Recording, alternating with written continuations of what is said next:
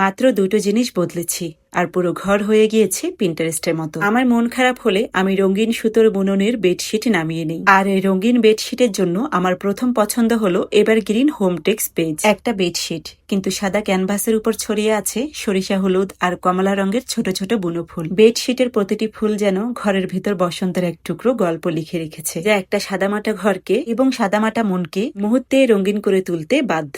সেই সাথে আরো পূর্ণতা দিয়েছে জানালার পর্দা। বেডশিটের ফুলের ডিজাইনের সাথে একদম মিলিয়ে সাজানো পর্দা ঘরটাকে দিয়েছে এক শান্ত, পরিচ্ছন্ন আর কোজি অনুভূতি। মাঝখানে থাকা মাস্টার্ড ইয়েলো রঙের সলিড প্যানেলটা পুরো সেটআপে এনে দিয়েছে ফোকাল পয়েন্ট। সকালে রোদ যখন এই পর্দার ভেতর দিয়ে ঘরে ঢুকে তখন চারপাশে ছড়িয়ে পড়ে এক উষ্ণ সোনালী আভা। এটুকুই যেন ঘরকে নতুন করে ভালোবাসতে শেখায়। তাই ঘরকে সুন্দর করে সাজাতে আমি সবসময় প্রকৃতির কাছাকাছি রংটা খুঁজে থাকি। আমার মতো আপনার ঘরের সৌন্দর্যকে বদলে দিতে এভারগ্রিন হোমটেক্স পেজে পেয়ে যাবেন এমন অনেক ধরনের রঙিন সব বেডশিট কম্বো।